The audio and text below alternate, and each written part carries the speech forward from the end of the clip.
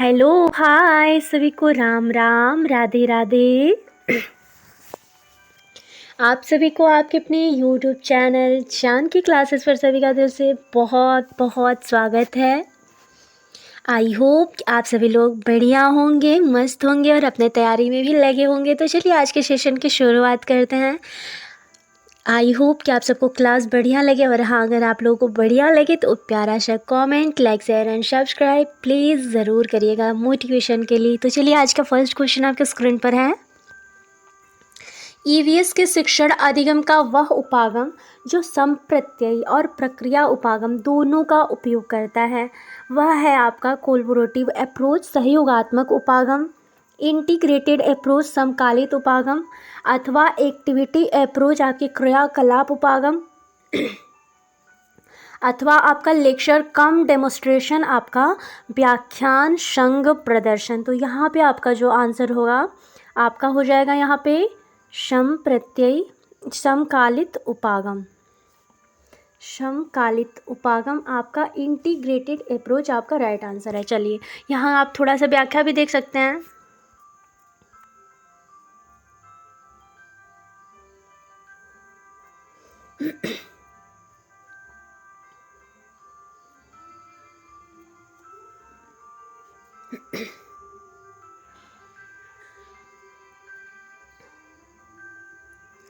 समकालित उपागम ईवीएस के शिक्षण अधिगम का वह उपागम है जो संप्रत्यय और प्रक्रिया उपागम दोनों का उपयोग करता है। शिक्षण की इस प्रणाली को ही उपागम कहते हैं। उपागम को अंग्रेजी में अप्रोच कहा जाता है। यदि इसे दूसरे शब्दों में कहा जाए तो कुछ सीखने का तरीका जो सीखने वालों की मदद करने के लिए कक्षा की गतिविधियों तकनीकों का उपयोग करता है वह उपागम की श्रेणी में आता है। अतः यह निष्कर्ष निकलता है कि उपागम हमें यह बताती है कि कैसे पढ़ाएं। चलिए नेक्स्ट क्वेश्चन पर चलते हैं कि रमा अपने विद्यार्थियों को बीजों के अंकुरण पाठ शिक्षण की योजना बनाती है। वह विभिन्न बीजों को छूकर अपने बच्चों को उन्हें महसूस कराती है। तब वह बीजों को पहचानने एवं उनका नाम बताने को कहती है। वह शिक्षण की किस विधि का उपयोग कर रही है? बोल रहा है प्रॉब्लम सॉल्विंग आपकी समस्या समाधान, कोऑपरेटिव लर्निंग अथवा सहयोगात्मक अधिगम अथवा डेमोन्स्ट्रेशन आपका प्रदर्शन अथवा लेक्चर मेथड। तो यहाँ पे जो है ना शिक्षण विधि कर रही है कि शिक्षण की योजना बना रही है। वह विभिन्न बीजों को छूकर अपने बच्चों को उन्हें महसूस भी करा रही है। तब वह बीजों को पहचानने उनका नाम बताने को कह रही है। वह शिक्षण किस विधि था? यहाँ पे आपका राइट आंसर हो जाएगा डेमोन्स्ट्रेशन आपका प्रदर्शन वृद्धि। चलिए नेक्स्ट पे चले। यहाँ पे आप लोग थोड़ा सा व्याख्या देखते चलिए कि रमा अपने विद्यार्थियों को बीजों के अंकुरण पाठ के शिक्षण की योजना बनाती हैं। वह विभिन्न बीजों को छूकर अपने बच्चों को उन्हें महसूस कराती हैं। तब वह बीजों को पहचानने एवं उनका नाम बताने को कहते हैं। वह शिक्षण की प्रदर्शन विधि का प्रयोग कर रही हैं। प्रदर्शन विधि में अध्यापक पाठ विषय के व्याख्यान के साथ साथ पाठ विषय से संबंधित आवश्यक प्रयोग स्वयं करके छात्रों को दिखाता है।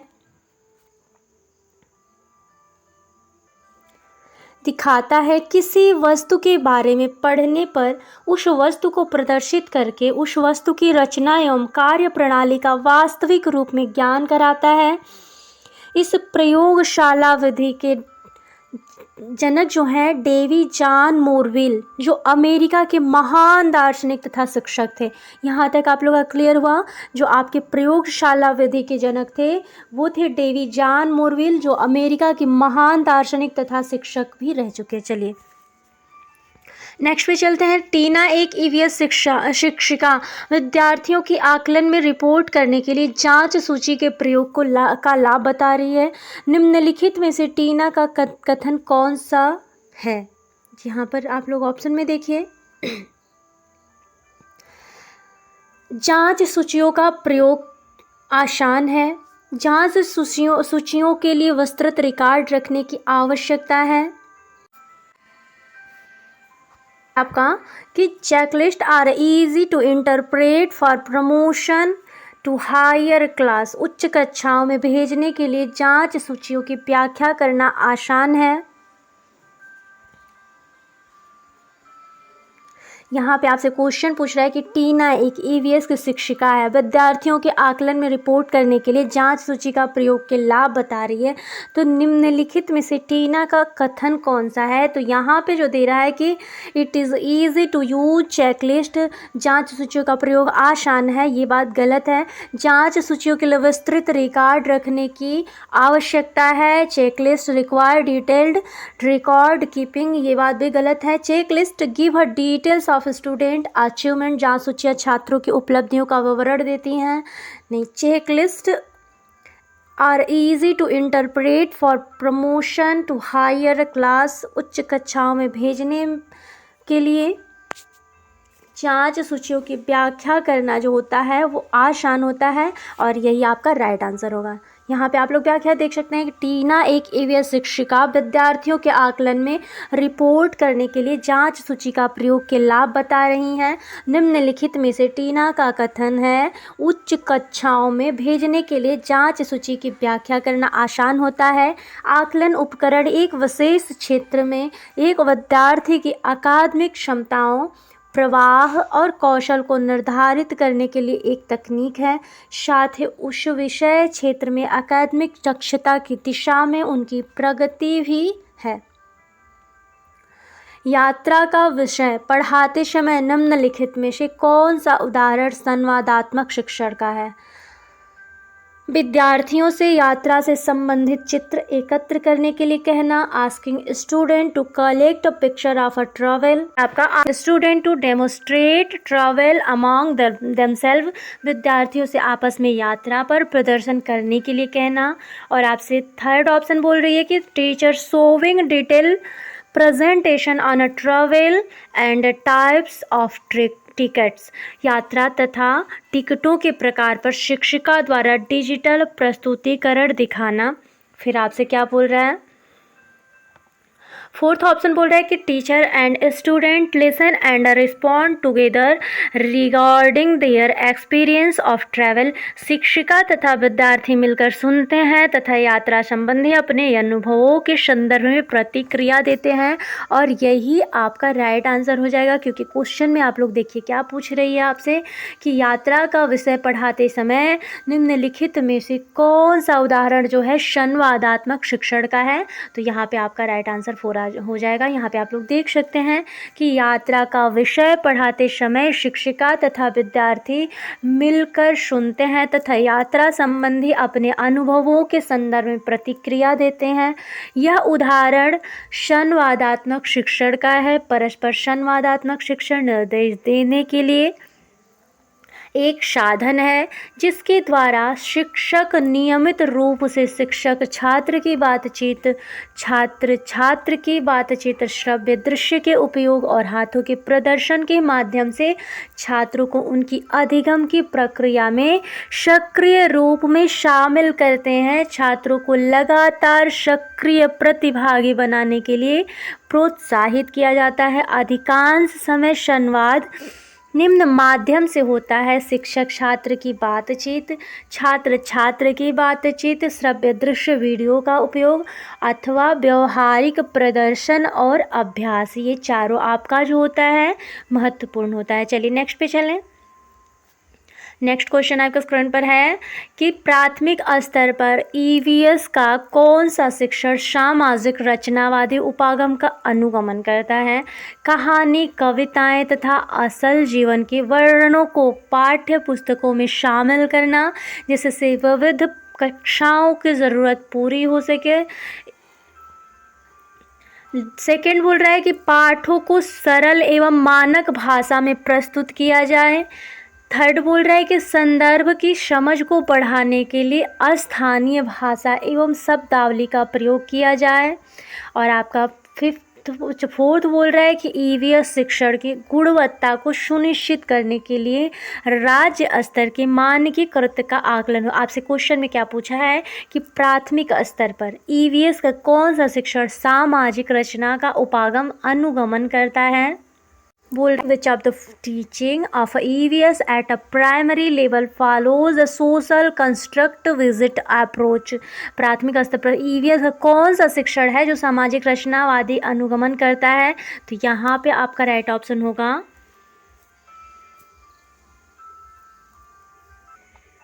कहानी, कविताएं तथा असल जीवन के वर्णनों को पाठ्य पुस्तक में शामिल करना जिससे विविध कक्षाओं की ज़रूरत पूरी हो सके। तो ये भी ऑप्शन सही लग रहा है। फिर आप देखिए सेकंड क्या बोल रहा है कि पाठों को सरल एवं मानक भाषा, तो अगर कहीं मानक भाषा दिखे तो वो आपका निगेटिव वर्ड होता है। संदर्भ की समझ को बढ़ाने के लिए अस्थानीय भाषा एवं शब्दावली का प्रयोग किया जाए, ये भी आपका ऑप्शन सही लग रहा है, इसलिए आपका ये सही हो जाएगा। फिर आपसे बोल रहा है कि ईवीएस शिक्षण की गुणवत्ता को सुनिश्चित करने के लिए राज्य स्तर को मानकीकृत, अगर मानकीकृत कहीं रहे तो आपका निगेटिव वर्ड होता है, इसलिए आपका ए और सी सही है। यहाँ पे ऑप्शन में आप लोग देखिए आपका ए एंड सी, तो आपका ऑप्शन ए वाला ये रहा आपका सही है। चलिए नेक्स्ट पे चलें। व्याख्या है कि प्राथमिक स्तर पर ईवीएस का शिक्षण सामाजिक रचनावादी उपागम का अनुगमन करता है जो निम्न है: कहानी, कविताएं तथा असल जीवन के वर्णनों को पाठ्य पुस्तकों में शामिल करना जिससे विविध कक्षाओं की ज़रूरतें पूरी हो सकें, संदर्भ की समझ को बढ़ाने के लिए स्थानीय भाषा एवं शब्दावली का प्रयोग किया जाए। इस प्रकार आपका विकल्प ए के अंतर्गत दिए गए कथनों में से ए और सी सही है। ईवीएस प्राथमिक स्तर पर एक एकीकृत विषय क्षेत्र है जो विज्ञान, भौतिक, रासायनिक और जैविक, सामाजिक अध्ययन, इतिहास, भूगोल, राजनीतिक विज्ञान, समाजशास्त्र आदि और पर्यावरण शिक्षा से अंतर्दृष्टि को प्राप्त करता है। नेक्स्ट क्वेश्चन आपके स्क्रीन पर है कि निम्नलिखित में से कौन सा ईवीएस के शिक्षण के आपका उपयुक्त उपागम नहीं है। ऑप्शन में आप लोग को दे रहा है कि रोल प्ले, सर्वे, फील्ड ट्रिप्स अथवा इंस्ट्रक्शन थ्रू टीचर, शिक्षकों द्वारा शिक्षण निर्देशन अथवा डायलॉगिक टीचिंग। तो देखिए अगर आप लोगों से कभी भी पूछे ना तो रोल प्ले जो होता है, चाहे आपका सर्वे हुआ, चाहे आपका फील्ड ट्रिप हुआ, चाहे आपका डायलॉगिक टीचिंग, ये जितने भी है ना ये सारे आपके पर्यावरण में बहुत ज़्यादा भूमिका निभाते हैं। लेकिन ये जो है ना शिक्षकों द्वारा शिक्षण निर्देशन, तो ये आपका कहीं भी आपके ईवीएस में, चाहे प्राइमरी लेवल, चाहे अब देखिए अब जो एजुकेशन है आप लोग का चाइल्ड सेंटर्ड है, अब कोई टीचर सेंटर्ड एजुकेशन नहीं है। आप लोगों को कहीं भी ऑप्शन में दिख रहा है ना रोल प्ले, सर्वे, फील्ड ट्रिप्स अथवा डायलॉगिक टीचिंग, तो ये जो चारों है ना ये चारों आपके ईवीएस में जो आपका पर्यावरण है उसमें बहुत ही महत्वपूर्ण भूमिका निभाते हैं, इसलिए चारों के चारों सही हैं। तो अब आप लोग का आंसर खुद ब खुद मिल गया। शिक्षकों द्वारा शिक्षण निर्देशन जो होता है वो ईवीएस के शिक्षण के लिए उपयुक्त उपागम नहीं माना गया है। यहाँ तक आप लोग का क्लियर हुआ। नेक्स्ट पे चलें। ईवीएस देखिए यहाँ पे आप लोग को एक्सप्लेनेशन करके भी बता रहा है कि ईवीएस अधिगम को शिक्षार्थियों के चिंतन क्षमता के अनुसार तार्किक रूप से किया जाना चाहिए क्योंकि इसमें कई अवधारणाएं शामिल होती हैं और यदि गलत उपागम का पालन किया जाता है तो वो एक दूसरे के साथ परस्पर व्याप्त हो सकते हैं।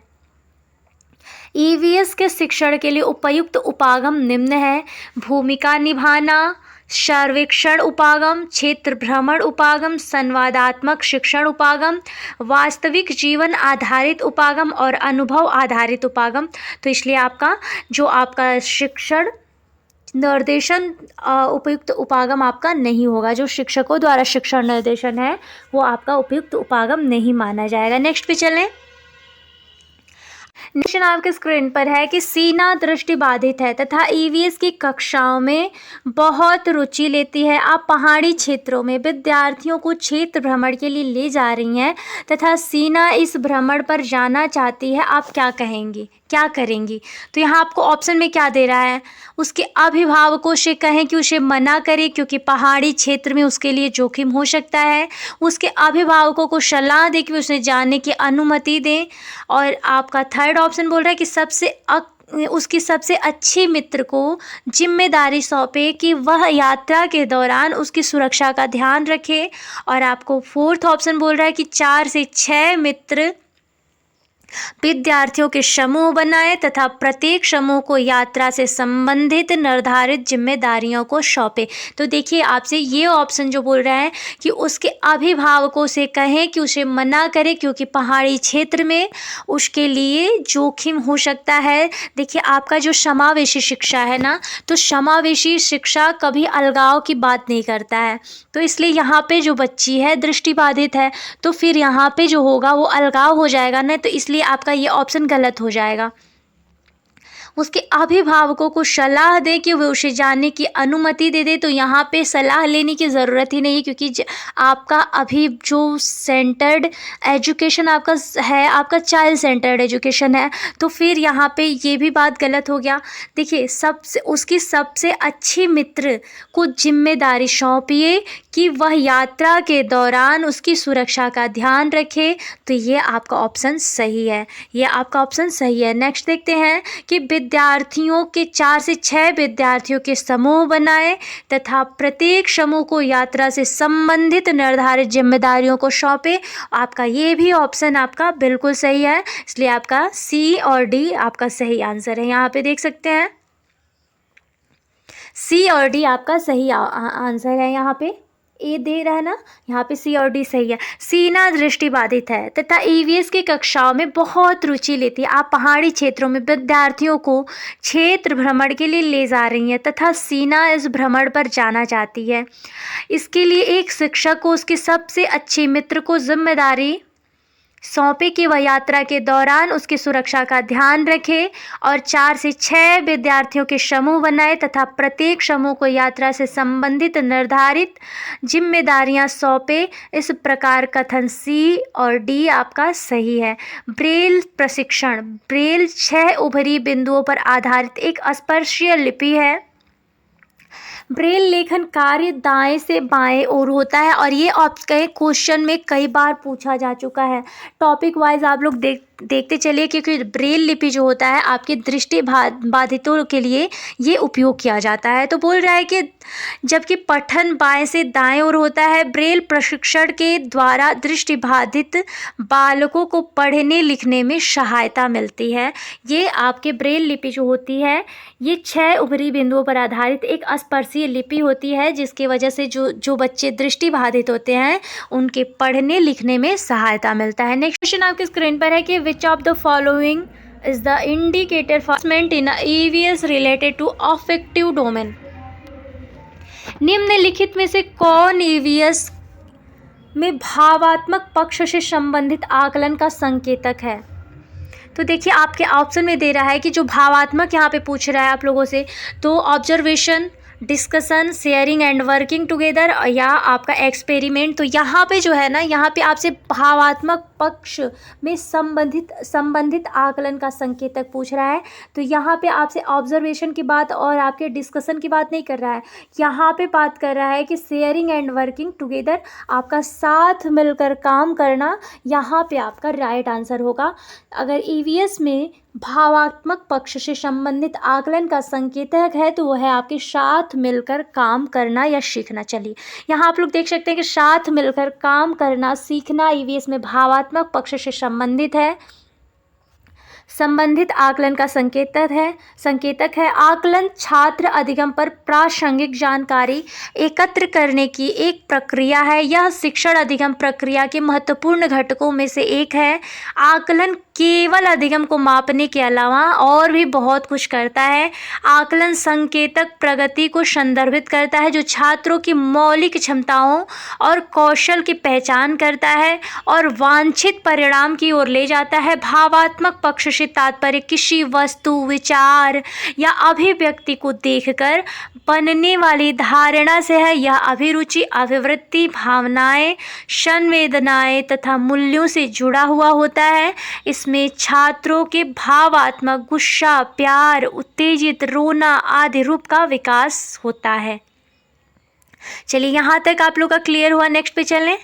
नेक्स्ट है और लास्ट क्वेश्चन आप लोग का है कि ईवीएस की कक्षा में जब कोई बच्चा कई अन्वेषी प्रश्न पूछता है तब वह अपने कौन से कौशल को बेहतर नहीं कर रहा है या रही है।